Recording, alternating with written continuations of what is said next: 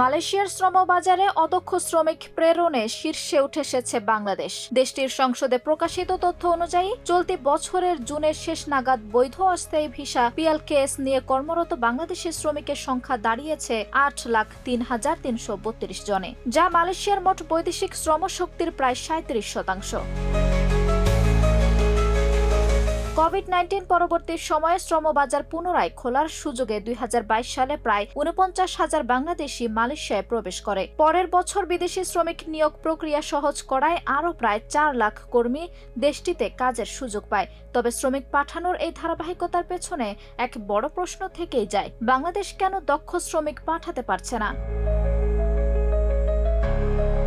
সংসদীয় তথ্যে আরও জানা যায়, 2022 সালে 20,000-এর বেশি এবং 2023 সালে 23,000 বাংলাদেশিকে কর্মস্থল থেকে ফেরত পাঠিয়েছে মালয়েশিয়ার নিয়োগকর্তারা। পাশাপাশি ভিসার মেয়াদ উত্তীর্ণ হয়ে অবৈধভাবে অবস্থানের কারণে গত 2 বছরে 790 জনকে আটক করেছে আইনশৃঙ্খলা বাহিনী। দেশটির পার্লামেন্টে এসব তথ্য উপস্থাপন করেন স্বরাষ্ট্র মন্ত্রণালয়। প্রশ্ন তুলেছিলেন MP হাসান করিম, কতজন বাংলাদেশে বৈধভাবে কাজ করছে, কতজন অবৈধ অভিবাসীতে পরিণত হয়েছে এবং কতজন দেশে ফেরত গেছে। প্রশ্নের উত্তর মিললেও বাংলাদেশের জন্য থেকে যাচ্ছে অমোঘ বাস্তবতা। বিশ্ব শ্রমবাজারে এখনো অদক্ষ শ্রমিকই প্রধান রপ্তানি পণ্য, আর দক্ষতার অভাবে শ্রমিকদের সীমাহীন ভোগান্তির মূল কারণ হয়ে উঠেছে। আঞ্জুম হক আরবি, প্রজন্ম 24।